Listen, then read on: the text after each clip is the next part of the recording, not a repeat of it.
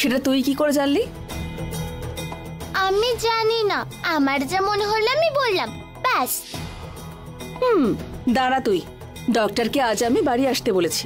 তোর এই রোগের না আমি একটা ব্যবস্থা করেই ছাড়বো। নমস্কার ম্যাডাম।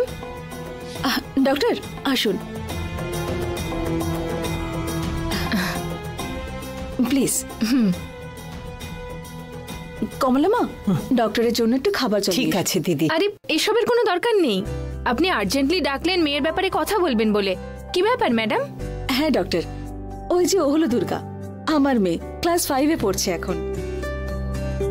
হ্যালো বাবু। হাই। ওনার নাম ডক্টর ইন্দুমতি, এখানে এসেছেন ট্রিটমেন্ট করতে। বলুন ম্যাডাম, কি অসুবিধা? হ্যাঁ ডক্টর, বেশ কয়েকদিন ধরে দেখছি ভবিষ্যতে কি হতে চলেছে সেটাও আগে থেকে সব বলে দিচ্ছে। ফর এক্সাম্পল, একদিনও আমাকে বললো যে আজকে নাকি ওর স্কুল ছুটি। দেখ 9টা বেজে গেছে, আজকে স্কুলে যাবে না তুই? আজকে স্কুল ছুটি। স্কুল ছুটি মানে? আজকে স্কুল ছুটি রাখতে বলেছে। আর সত্যি সেদিন গভর্নমেন্ট থেকে স্কুল ছুটি দিয়েছিল। একদিন আমি একজন ড্রাইভারকে সবে অ্যাপয়েন্ট করেছিলাম, ও বলল এই যে যাচ্ছে আর কখনোই ফিরে আসবে না। উনি তো বললেন গিয়ে আবার আসছেন, উনি যাবেন কিন্তু আর ফিরে আসবেন না। সেদিন সত্যি যাওয়ার পর ওই লোকটি মারা যায়।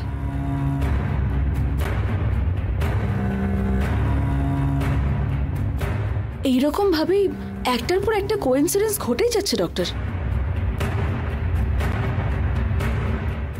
এই তো রিসেন্টলি একটা মার্ডার কেসে ও পুলিশ স্টেশনে গিয়ে ইনফরমেশন দিয়ে এসেছিল, আর ওর দেওয়া সেই ইনফরমেশনগুলো একদম কারেক্ট ছিল।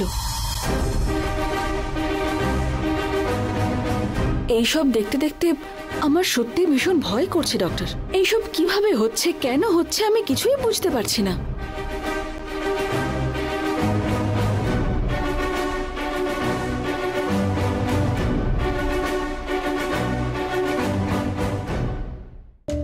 বুঝতে পারলাম ম্যাডাম, এটাকে ইএসপি বলে, অর্থাৎ এটা হলো এক্সট্রা সেন্সরি পারসেপশন।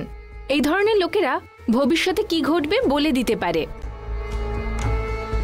কিন্তু এরা পঞ্চেন্দ্রিয়ের পরিবর্তে সিক্সথ সেন্স ব্যবহার করে।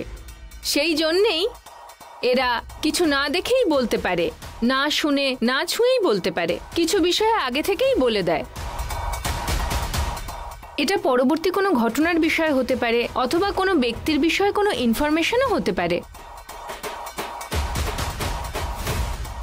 কোনো কোনো ক্ষেত্রে অন্য ব্যক্তির মনে কি চলছে সেটাও এরা বলে দিতে পারে। কিন্তু এটাকে কিওর করা সম্ভব ডক্টর? দেখুন, ও ছোটখাটো কয়েকটা বিষয় নিয়ে যখন প্রেডিক্ট করেছিল ইটস ওকে, কিন্তু এখন তো মার্ডার কেস নিয়েও কথা বলছে।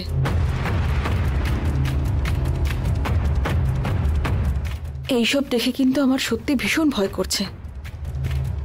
কিওর করা সম্ভব ম্যাডাম,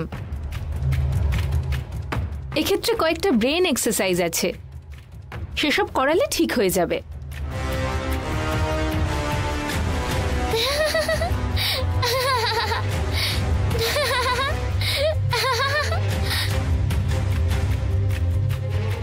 আচ্ছা সোনা, আমরা কি ট্রিটমেন্ট স্টার্ট করতে পারি?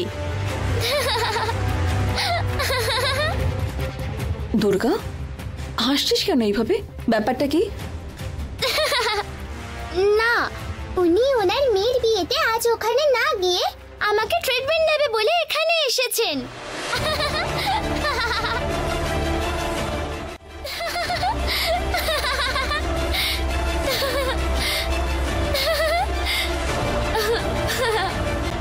দেখো বাবু, তুমি সত্যি কথা বলছো, কিন্তু আমার মেয়ের বিয়ে আজ নয়, সামনের সপ্তাহে। তোমার ইএসপি পাওয়ার কাজ করছে, কিন্তু পারফেক্ট নেই, একটু একটু কাজ করছে।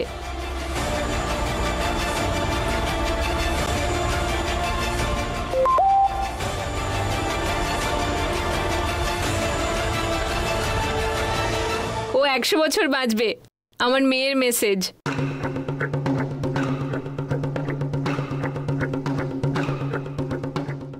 মা, আমাকে ক্ষমা করে দাও মা।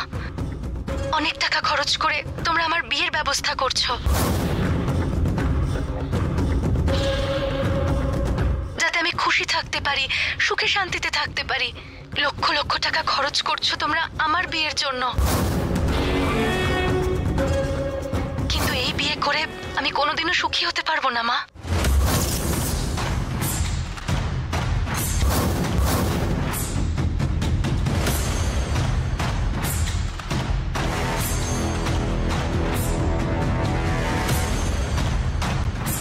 তোমাকে আমি বলতে পারিনি যে আমি অনেক আগে থেকেই একজনকে ভালোবাসি।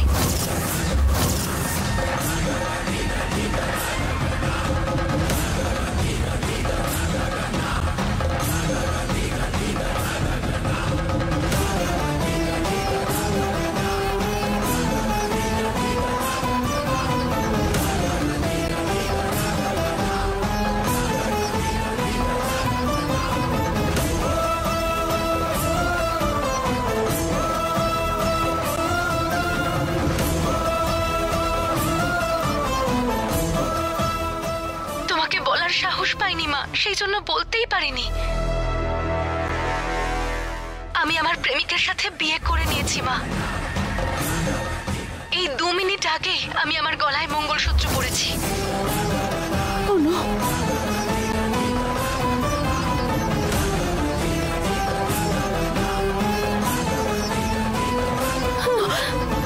ডক্টর, কি হয়েছে?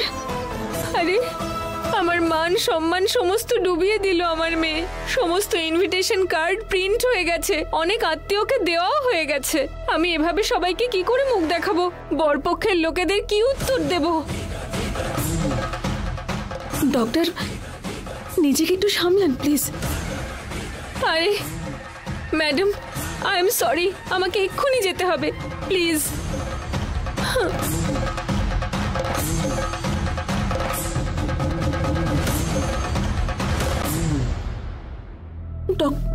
ডক্টর,